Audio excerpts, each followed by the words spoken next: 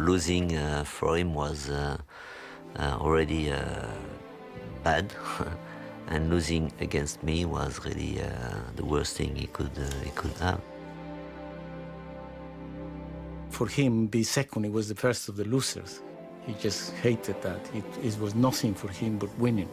He just wanted to psych his opposition, that they all think that Senna was in front of them. He had to be quickest all the time. Ayrton would enter a corner faster than he'd ever been before and trust that something inside Ayrton Senna would help get him and the car around the corner. And that's an act of trust or faith or whatever you want to call it. He prepared his chance, but when it was there, he took it. And when you want to correct it, no way. That was a crash, you know. So in the end of the day, when you saw the yellow helmet, you know you're in troubles. I always thought that he was just too intense about winning, and he actually believed that he had a God-given right to win.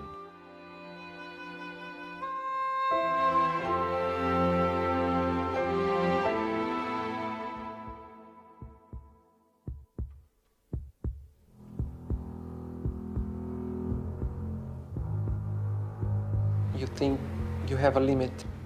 As soon as you touch this limit, something happens and you suddenly can go a little bit further. With your mind power, your determination, your instinct, and the experience as well, you can fly very high. Ayrton Senna's talent, commitment, and determination carried him beyond normal boundaries. He displayed a supreme ability behind the wheel of a racing car, but he also demonstrated an immense depth of character, of thought, and of emotion. His tremendous rivalry with Alain Prost throughout the late 80s and early 90s extracted every element of his genius. But if there was one area where Senna truly flew high, it was racing in the rain. His precision in the wet, he was just unbelievable. He just filled the car so much more. In the wet, you have to be very precise. You cannot make any judder with the steering. Or you got to be much more gently with it. And Ayrton filled the car much more than any other driver. First of all, looking out of my commentary box window, I saw the worst weather that I have ever seen at any race anywhere in the world. And it was rather embarrassing to me as an Englishman that everybody who thinks that it always rains the whole time in England was getting their suspicions proved. Ayrton was always very, very fast when it was wet. And this day we had a little bit everything for him and a little bit everything against us to look stupid. We employed somebody for the weather forecast, you know, and he was at the airport, close to the track at Donington, and we were in permanent contact with him, you know. So we started the race, and then he was saying to us, I mean, not to me, not to the engineers, that you know, we had a shower and a big shower, so we had a few spots, and then I stopped for the tires, and then we had just a few stops, and then dry, you know. And then every time he was saying something, it was the opposite. And I had the sad record of 7 times changing tires, but 6 times in the wrong way anyway, you know. He was already pissed off anyway all the year about having this engine, this Ford engine in his McLaren, because he wants to fight for the championship, and through the numbers he know that he's not going to fight for the championship. So all what he could do is to wait for special circumstance, and then to show everybody again what he can do. And that was a special circumstance. And all what he wants to do, he puts in his head, in the first lap, he's going to come back first, you know, because he's going to make everybody stupid. And that's exactly what he did. It was making me hold my breath. And I was having a job to get my breath at the best of times. You just thought, well, I can't believe it. I can't believe it. It can't stay like this. It's bound to go off. And there he did, kept going and going and going. Nobody knew where anybody was. I remember the spray as he went. When everyone else was cautiously going around thinking, ooh, I better be careful, he just went, go. And he was off. Gone. He was brilliant, but he knew he could do that. I was there, and it's the other end of the pitch to give the trophy away, and I should have still been in hospital till the following Tuesday with heart problem I had. But when I got onto the podium, you'd forgot all about you were ill. You felt 18 years of age. To see the happy face he'd got, it was unbelievable.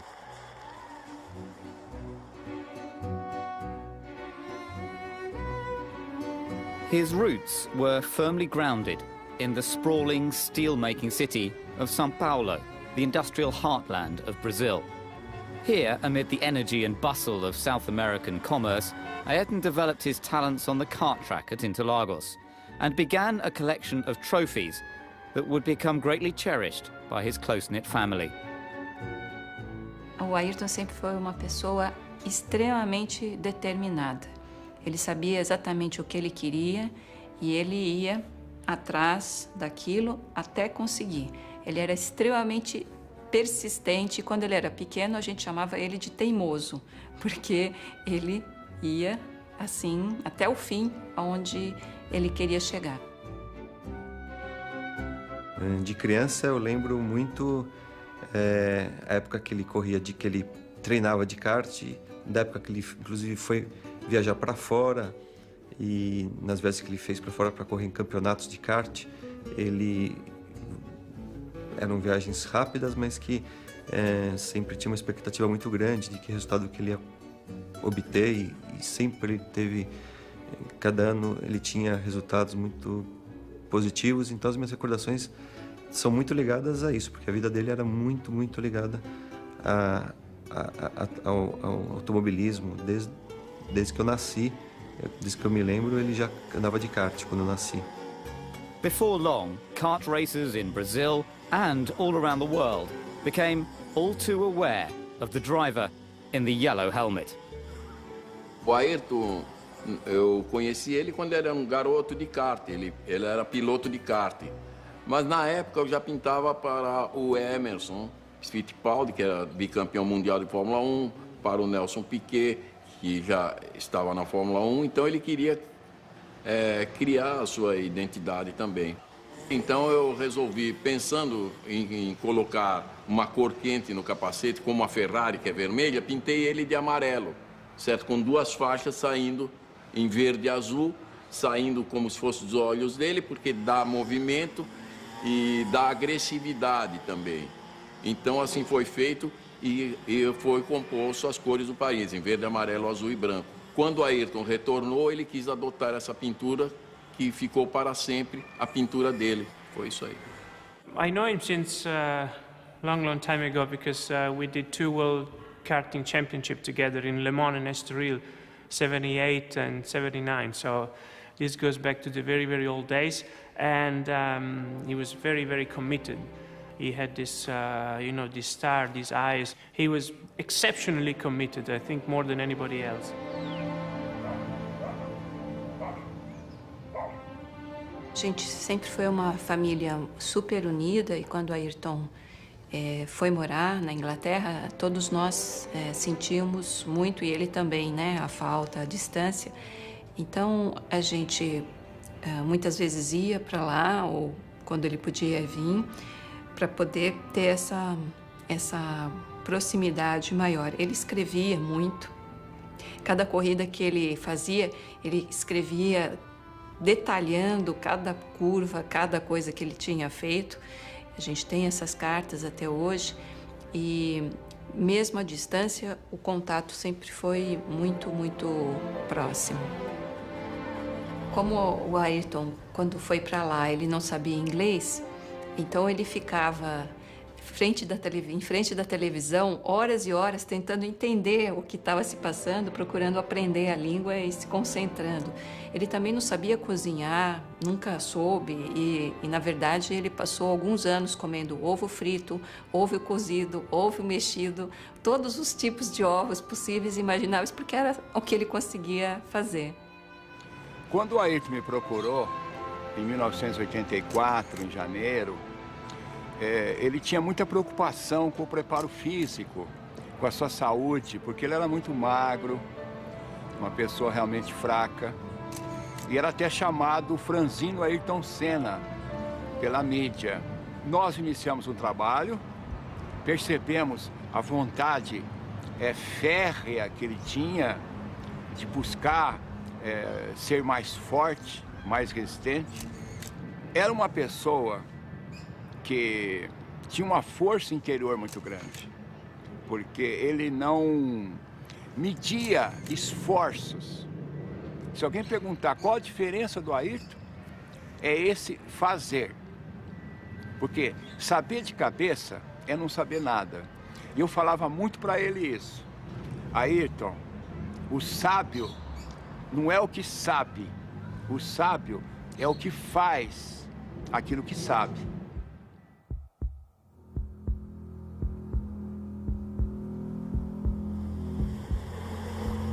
It is not simply a stronger muscle or a better tonus in your muscle, but it's really the power, the strength you get, physically speaking, you know, to your body, but also to your mind.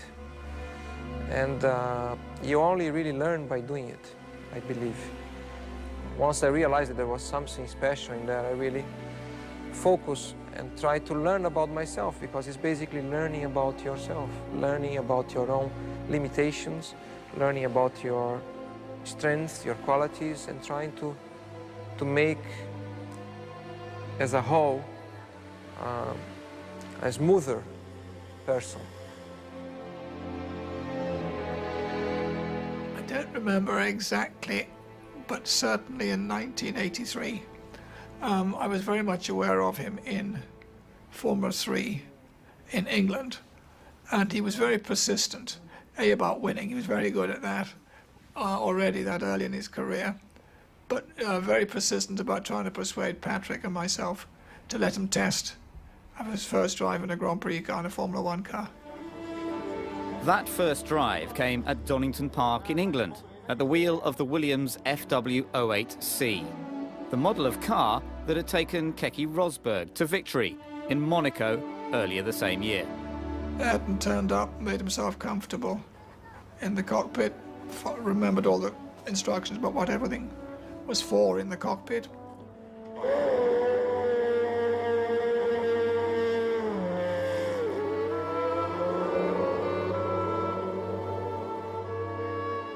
At the time, he was only halfway through his first season of Formula 3, but he was totally undaunted by the Grand Prix car with triple the power of his usual mount. I set off, did what we call an out and a straight back in lap to check over the car mechanically. And then over the next 21 laps, I think it was, he just went off a second quicker than the car had ever been around there. And then said, I think that's all right, I've got enough in my head, got out of the car and went home. So we were quite astonished. In that particular day, it was obvious that his brain was in total control of everything else, was just ahead of the game, clearly belonged in a Grand Prix car. He was born for that, if you like. We weren't ready to put him in the team in '84, partly for contractual obligations to other drivers. And then he went off to Lotus and then to McLaren. So it was quite a long while before we were able to offer him a seat, which was for '94. When he went to Tolman, it was fantastic to see another Brazilian driving. I mean, by instinct, I was always more of a fan of Ayrton than I had with any other Brazilian Formula One. I never had the chance to see Emerson, but I had the chance to see Nelson. With Ayrton, it was different. I felt like you know, he was driving tremendously, and he was going to be a champ. I remember we had a discussion about top drivers like Nelson Piquet or whatever. And I said to Ron and even all the people, said, take the best young guy coming, you know, to get a very strong team is Ayrton. They all said to me, why you want to have Ayrton, you know? I said, yeah, why not, you know, I mean, it's thinking about the team. So having a teammate like Ayrton was very, very different to all the teammates I had, you know. And also for Formula One, it was really exceptional to have two drivers of this same caliber. When Ayrton came into Formula One, Alain Prost was the top. He was number one, and he was the one that he wanted to catch. He wanted to beat him. And when he started testing with us and racing with us, he was not interested in anybody else in the grid. You know, just Alain, what time did he do? What tires is he using? What rear wing has he got? What springs has he got? He just wanted to know what Alain was doing, and that's the one he wanted to beat. He was a man like no other man I had ever met before. He was almost a mystic. He was very, very, very intense. He was a charismatic personality. He could be absolutely charming, but there was another side to his character. He was absolutely ruthless when he was in the cockpit. And he was an intensely religious, God-fearing man. And he actually believed that he had a God-given right to win.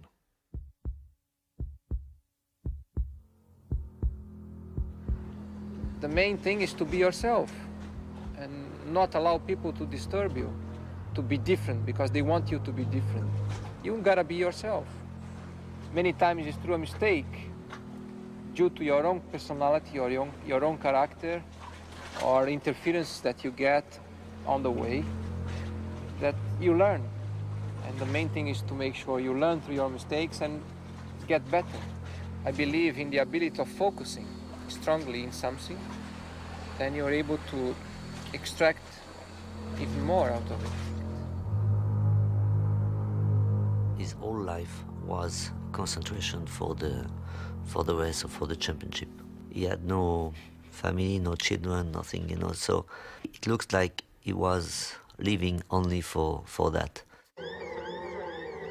Ma durante le corse la cosa più difficile è quella di tenere la concentrazione, essere sempre concentrati, di non avere problemi che possono distogliere l'attenzione ai problemi reali della corsa, essere preparato tecnicamente e sapere cosa fare nel momento migliore e non fare errori né dal punto di vista tecnico né dal punto di vista umano. In the time of the very sophisticated racing cars we had, with skirts and electronic suspensions and all that, where you have to put the car up on the straights and then lower down before the corner. You have to do so many things on the car.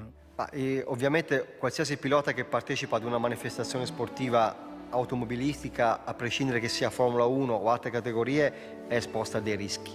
Questi rischi sono considerati, nessuno corre senza utilizzare la testa, perché un pilota senza la testa non ha futuro. Un pilota senza la testa ha una carriera molto breve, perché farà molti incidenti e si farà sicuramente male. Quindi questa è una categoria dove serve essere veloci, performanti, costanti e intelligenti.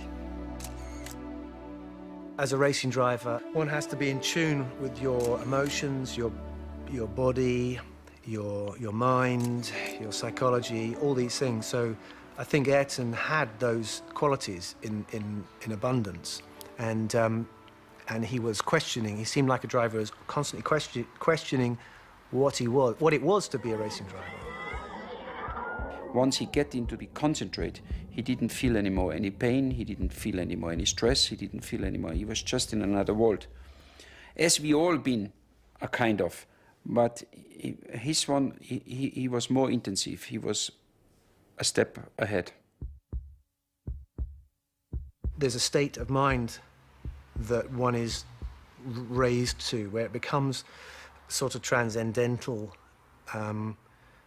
And Ayrton spoke about things to do with his concentration when he was in qualifying. He talked about a state of mind that he got into whereby he was there but not really driving the car.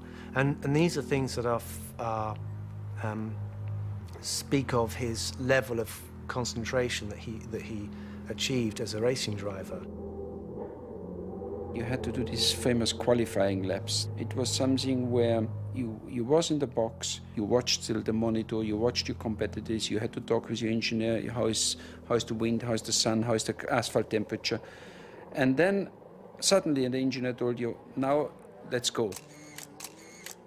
That let's go means you had to switch a button and to say, okay, and now I have to be fully concentrate and actually getting into another world where everything start to go in slow motion, because when you do quick lap, you try to see everything in slow motion, to do all the fine things right. And it's a kind of a dream. Everyone who followed Formula One recognized that Senna was the master of qualifying.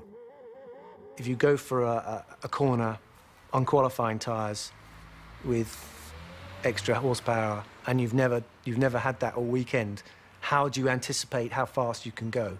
How do we know how fast the car is capable? So Ayrton would enter a corner faster than he'd ever been before and trust that something inside Ayrton Senna would help get him and the car around the corner. And that's an act of trust or faith or whatever you want to call it.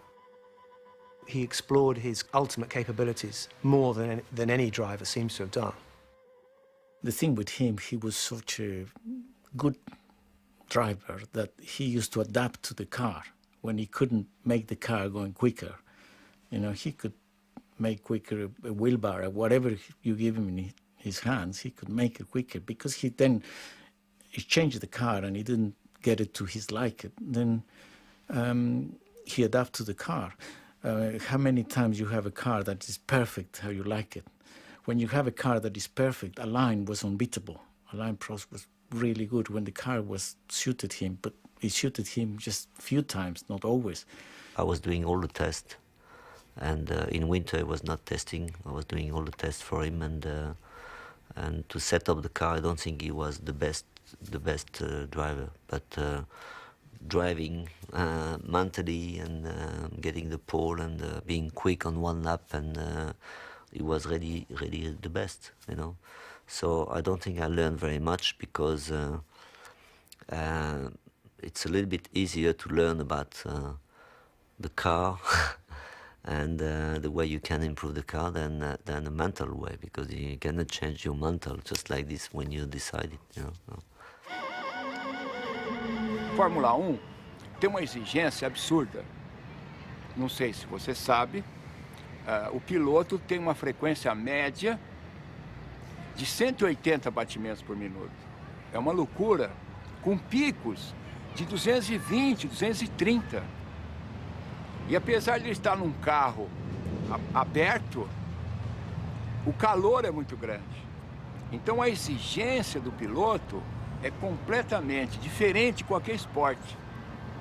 É muito estressante.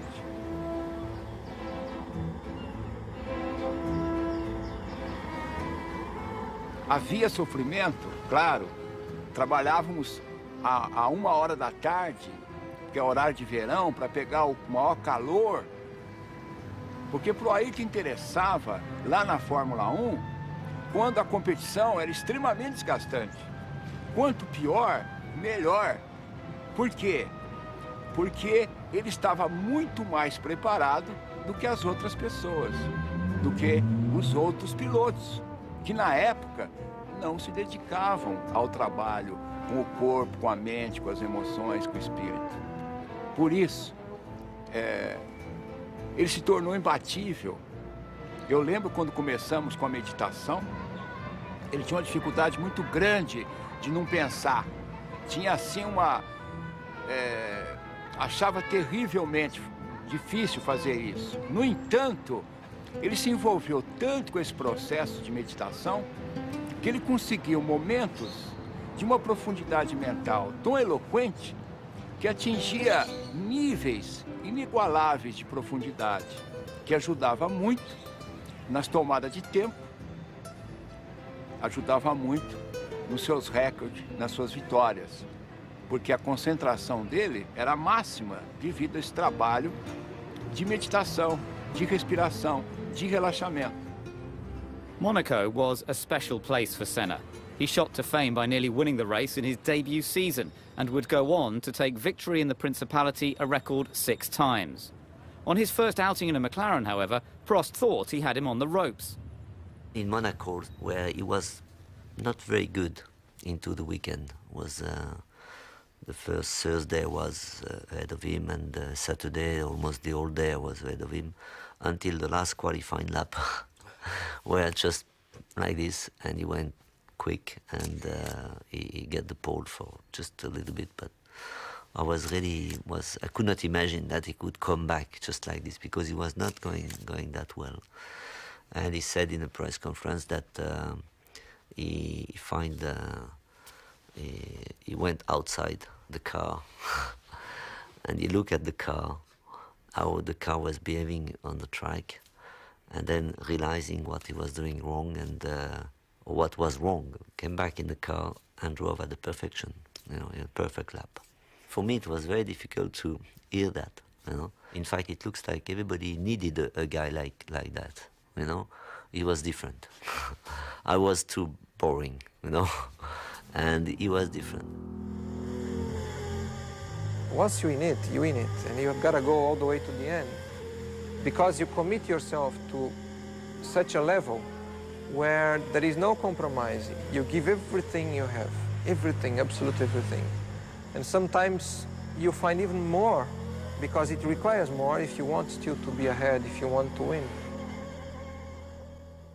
The uncanny will to win that he had, I've never seen it in any other sportsman. I certainly haven't been connected to anybody that had that fear, determination to succeed and to win.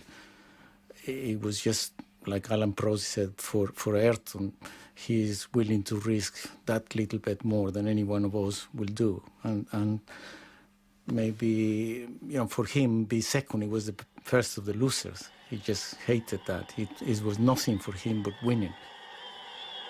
Losing for him was already bad, and losing against me was really the worst thing he could have, and that's why his whole motivation was to beat me.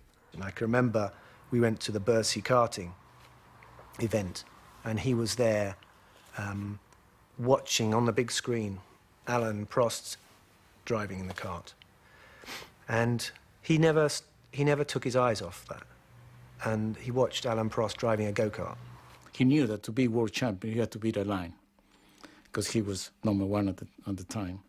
I remember one race, and I think it was the Belgium Grand Prix. Ayrton always used to try so hard in qualify that after qualifying, before he took his overalls, he sit in the corner of the track and he just gets all his adrenaline back. Alain and I were looking at the times, and Alain said, I just can't believe how he could be so quick. Where is he beating me? Anywhere else, but here, I always quick here. How he can be? And then as I look at Ayrton was sitting up in front, and he looked at me and he winked an eye.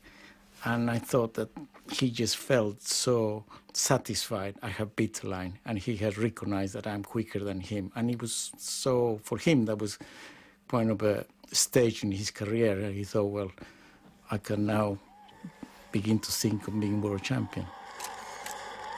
When Ayrton came along in his footsteps, his approach was in many ways similar. It was cerebral. That means he used his head at all times. But he did so with more dash and determination than you ever saw in Alain. Alain had plenty of determination. He never exposed it. Ayrton, it was all about drive and courage and let's go for it. We'll just leave the rest to me when he was in the car. Formula One drive, all sportsmen are gigantically competitive. They're there to win. And you've got two very different people in Alain Prost, the professor, who was quiet, very quiet. He always spoke very quietly indeed. Very, very smooth, very experienced, up against Senna from South America with a very different temperament. And so it could not have been better from a journalist's point of view or a commentator's point of view. The fact that we were fighting so hard together, we were putting the level of, the performance of the car and the team at a very high level. And if you're talking about the briefings, we were spending 3, 4, 5 hours into the briefing. It was for 2 reasons. The first reason is to improve the car and the team. And the second reason is to be sure that we could not forget something that could suit us or suit me, for example, better than Ayrton, or Ayrton would think of something suit me better than Alain, At the end, it could also become a psychology. If you have a briefing, there's no way that I could go out of the briefing before Ayrton. And Ayrton could not go out of the briefing before me anyway. So we're going out together. I waited for 4.5 hours outside the motorhome while they were having this minute discussion about this and that.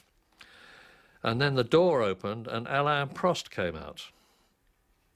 And he came down the steps and I said, Alain, in God's name, what do you talk about in there for 4.5 hours? And he said, oh, Murray, he said, this and that, but I do not like to be the first to leave. The intense nature of the battle between the two McLaren teammates led to a deterioration in their personal relationship. Other teams and drivers were simply not at the same level, so Senna and Prost focused on one another, both in and out of the car. But that was part of the fight we had anyway. Everything was tough. On the track, outside the track, setting up the car, all kind of things was really just at the limit all the time. We also knew that if we were quick and fast and a winning car, that was also because of us, because of the drivers, because we were dominating, Formula One. It's not pretentious to say that. Eu acho que o Ayrton e o Alain foram pessoas que precisavam muito uma da outra, porque para eles poderem desenvolver os próprios potenciais no top, da forma mais perfeita, a competição do outro ajudou justamente a chegar nesse desenvolvimento máximo. Acho que o Ayrton não seria o que ele foi sem um Alain Prost. E vice-versa. Acho que o Alain não teria sido o que ele foi sem o Ayrton Senna. Uma vez perguntaram para o Ayrton se ele tinha inimigos. E eu acho que o Ayrton respondeu uma das coisas mais lindas que ele respondeu em todas as suas muitas entrevistas. Ele disse que a vida era muito curta para se ter inimigos. Então, eu acho que, às vezes, a vida é mais curta ainda do que a gente pensa, como aconteceu com ele. Eu acho que essa frase é perfeita, seja no momento que ele e o Alain eram inimigos, ou depois, que nem eram, mas para qualquer condição como essa, eu acho que essa frase é perfeita.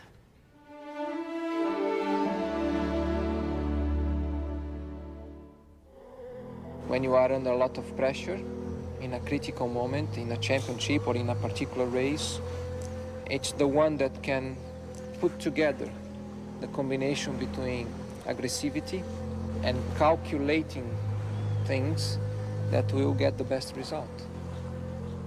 And you need more than anything a very clear mind to understand exactly when is the moment to be aggressive, when is the moment to be calculated. To win a championship, you need the combination of those elements in the right doses at given moments. The lifestyle enjoyed by Ayrton was that of the rich and famous. Beautiful houses, lots of toys, and opportunities to relax. But his love of Brazil and for its people was reflected in the way they felt about him. He was idolized by the ordinary men and women in the street, and he's still idolized today. Máximo, pessoa extraordinária, maravilhosa, foi embora muito cedo. Vagabundo, meu, é ele! Oh, esse pra nós aqui é o melhor do mundo. Muito legal, muita saudade dele. Faz muita falta pro esporte brasileiro. Representava muita alegria, né? Ao domingo. Tinha muita emoção na grande corrida dele. Virar de piloto tem muita alegria para nós no Brasil. É difícil ter outro piloto igual o... Ai, que beleza! A pessoa representa tudo pro nosso país. Foi o maior ídolo, a maior glória, foi tudo. Acho que para todos os brasileiros nós é a honra de ter uma foto dessa aqui, observar assim e ter como lembrança, né? Ele para mim ele foi um dos melhores brasileiros do mundo e ele deve ser homenageado por todos porque eu acho que ele foi o melhor, mesmo que ele já tenha ido. Isso aqui representou pra gente os melhores fins de semana aqui do Brasil. Para mim, um ótimo atleta, uma ótima pessoa, um ótimo ser humano e um exemplo de vida. Deu até um nó na garganta quando eu olhei. Isso para mim significa muito, viu? Muita saudade.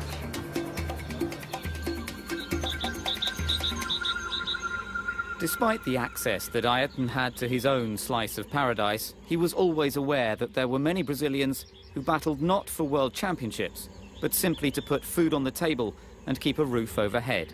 And it mattered to him more than many people knew.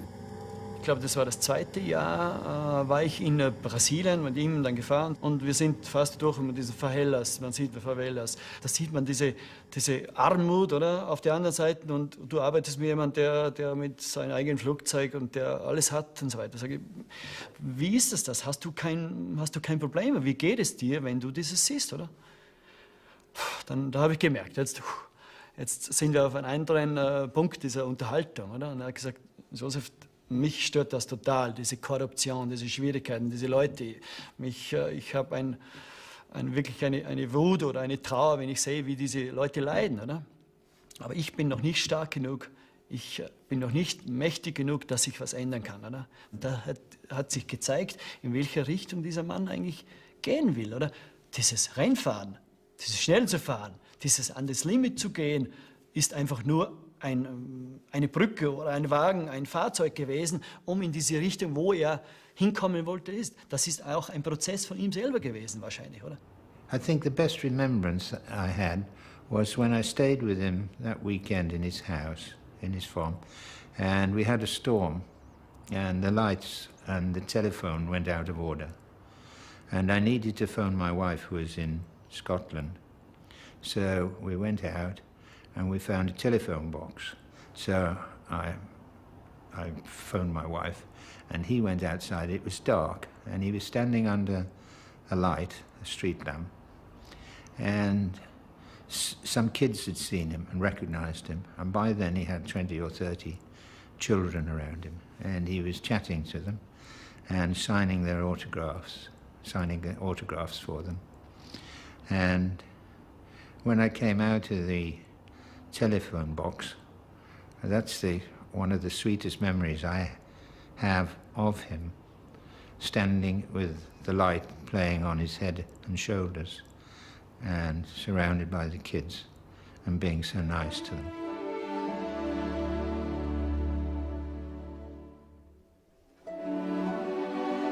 Dois meses antes do acidente, o Ayrton me procurou e disse que ele gostaria de fazer alguma coisa para ajudar crianças e jovens e me pediu para pensar a respeito e a gente voltaria a conversar. Só que essa segunda conversa não pôde acontecer, porque logo depois, 2 meses após isso, já aconteceu o acidente e então minha família e eu decidimos levar adiante essa ideia e plantar essa semente que o Ayrton deixou e foi assim que nasceu o Instituto Ayrton Senna. Dividir, compartilhar uma coisa que ele teve a chance de ter, mas que a maioria das crianças brasileiras não teve, que se chama oportunidade. Oportunidade de ter educação, de ter saúde, de ter futuro e esperança. Ayrton's standout amongst Grand Prix drivers was that he knew there was something outside Formula One. And I think he made that his mission in Formula One to build himself a platform so that he could express how he felt about things to do with humanity, things to do with people. And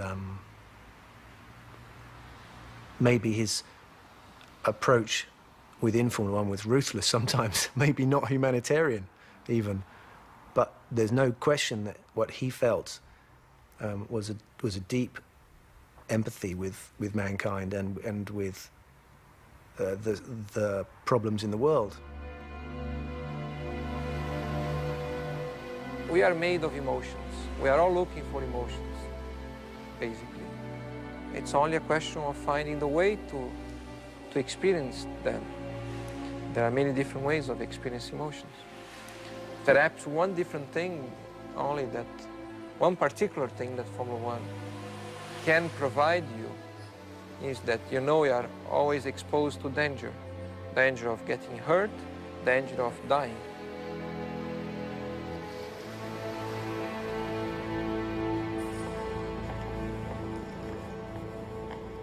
Travel was a major factor in Senna's life. To ease the strain, he acquired his own aircraft and employed the services of a private pilot. Over a period of 4.5 years, Owen Omani got to know his employer extremely well. Very often we used to go backwards and forwards to Brazil, and we'd leave São Paulo at 10:30 at night, and Ayrton would lay out the bed at the back of the aircraft, go to sleep in his pyjamas, and we'd shut the door. And then first thing, 7 o'clock in the morning, I used to come back to the cabin, wake Ayrton up, and we'd be landing in England at 7:30, 8 o'clock in the morning. He'd be as fresh as a daisy, and of course we were totally shattered. My compliment to him is to say that he was big enough to be little, if you understand what I'm saying. In April 1994, Owen flew Senna to the Imola circuit for the San Marino Grand Prix. A Imola Ayrton si è sempre trovato in maniera particolare, come sul circuito di casa. Da allora, dopo l'84, Ayrton Senna ha conquistato 8 pole position in 10 anni. Ha cominciato con le Lotus e poi con la serie incredibile con McLaren per finire con Williams, e anche l'ultimo anno in cui lui corse a Imola era chiaramente in pole position.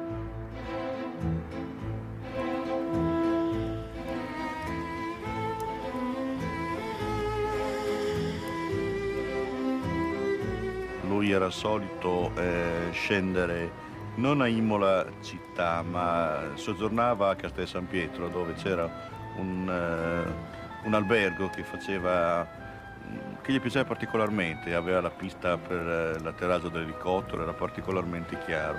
Era l'Hotel Castello dove lui e la sua squadra risiedevano. Era una persona comunque molto semplice, dolce e soprattutto riservato.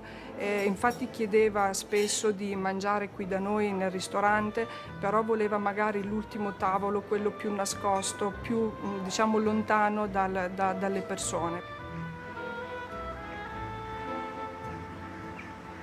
The whole weekend was terrible. I mean, first of all, the accident of Ruben Barrichello. Then the day after, Roland Ratzenberg, and Ayrton only met him the day before because it was his first Grand Prix, and he was very upset about it. The team manager for Ratzenberger arrived, so I had to tell the team manager what had happened, and Senna was standing alongside me when I did that, and the team manager went away, and then Ayrton got very, very upset and cried a bit.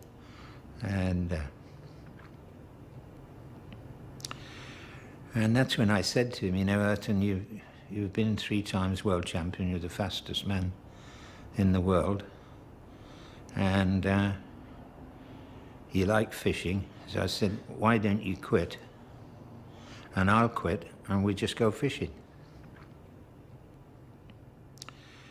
So when you asked him a difficult question, he wouldn't answer immediately. He would think. And you could see he was thinking, and how was he going to deal with that suggestion? And then finally he said, Sid, I can't quit. And I suggested to him that he didn't drive the rest of that weekend. And he said, and I've got to drive. I've got to drive tomorrow.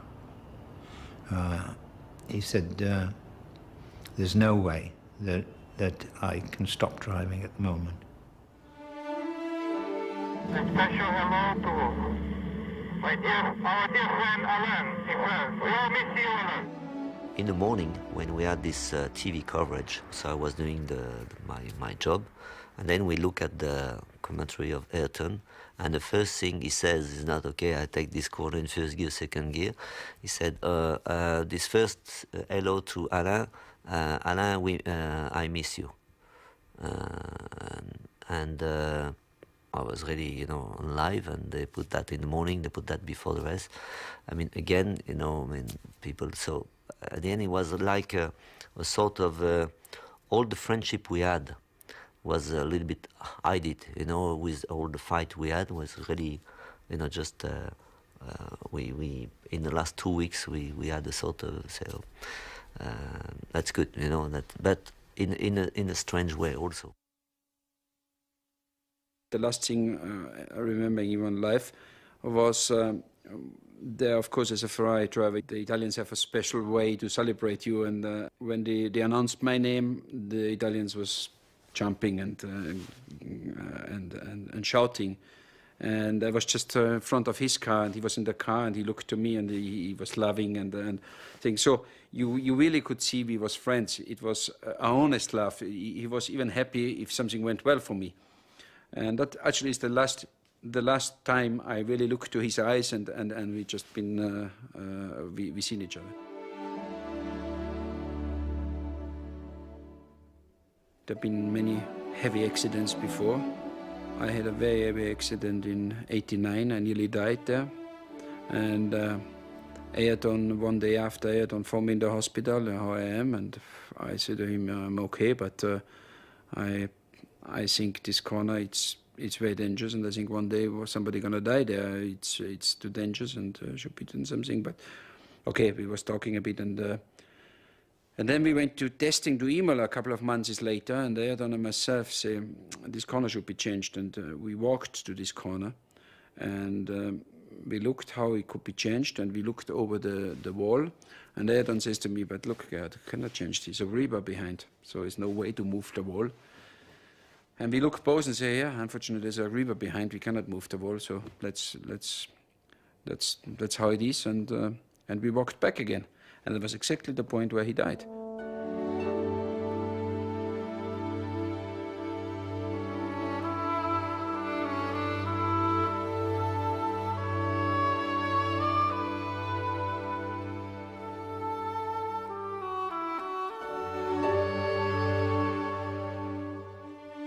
It was the worst day in the history of Formula One, because although many drivers were killed in Formula One before Ayrton Senna, none of them were as famous.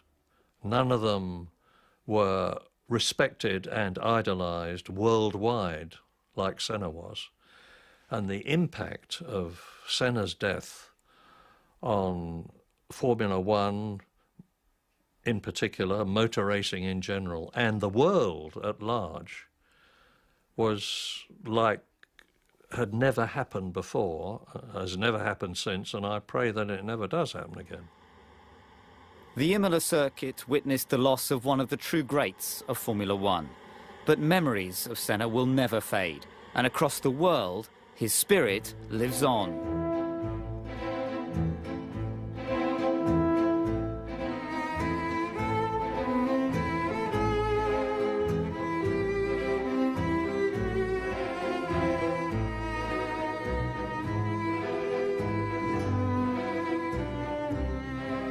A ideia que eu tenho é que ele está muito próximo. Eu não sei como explicar. Eu sei apenas sentir. E a certeza de que ele está muito próximo, porque nós temos essa coisa com a morte, de que não devemos falar, não devemos pensar. A nossa civilização, ela renuncia à morte.